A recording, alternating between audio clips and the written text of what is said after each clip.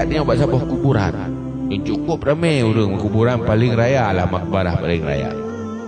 Bagaimana penilaian tengok kurangnya? Ya, orang susah udah pinaina, orang senang udah pinaina. Tetapi orangnya yang senang yang susah santut kondisi. Semuanya berakhir handali dah hana pernah terulang kembali untuk selama-lamanya. Yang urulang kebunyan saat merasa hana makna kemegahan-kemegahan, kehebatan-kehebatan masa lalu tuh gerasa. Dan idanya pun akan lagian pada saat ini. Ada gede idanya hebat hati dihormati. Taban tak lagi orang yang hebat dan dihormati masa lalu. So yang hormati adalah orang-orang yang tak watuk ke orangnya. Orangnya kah meninggal, kajit kumain berada di alam barzakh. Oh katanya orangnya tak kejar, lagi orang yang kejar. Nasib tanya lagi orang yang tinggal ujung jiho. Atiji kabere ngan megah wate udip lamdonya. Sementara hana amal-amal saleh yang membahagiakan di saat berada di kuburan.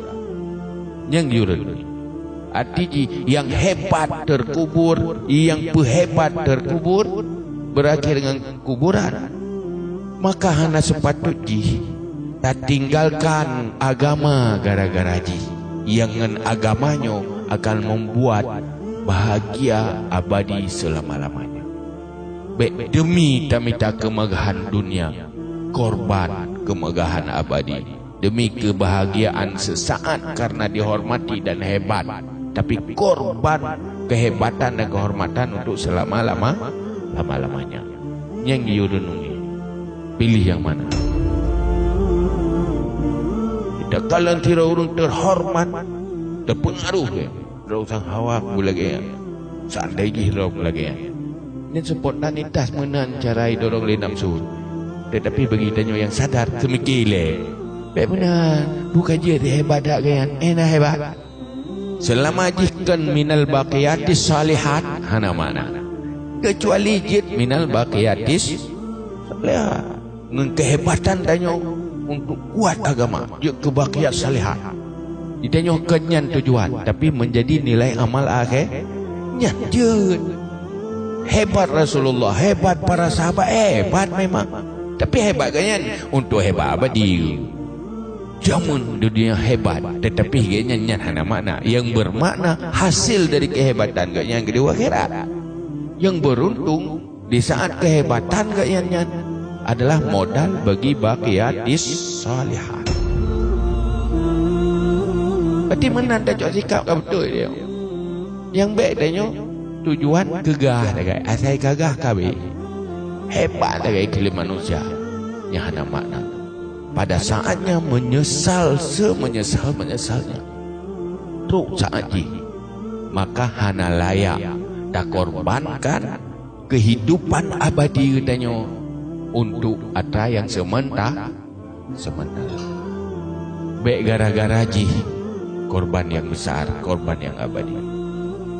Tetapi pemahamannya han akanna, kesadarannya han akan timo, kecuali bagi kitanya yang melihat akhirat seakan-akan di depan mata dan melihat kematian seakan terjadi ada.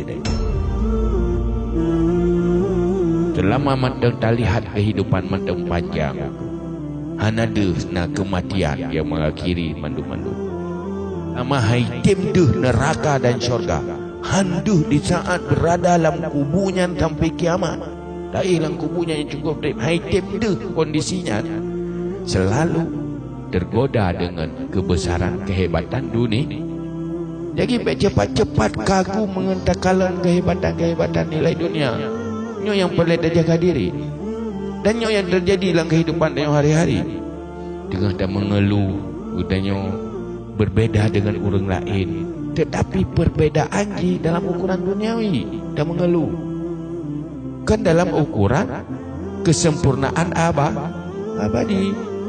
Sadarkan iman hanya berfungsi untuk menentukan orientasi hidup dan nyonya yang masalah. Mati itu pasti. Yang baik tua-tua ke mati. dan anggap walaupun jauh kematiannya, tapi itu terjadi karena begitu pasti. Idanya mana? Mati pasti, tapi seakan hana terjadi mati ya. Seakan. Tak kau deh lebih-lebih.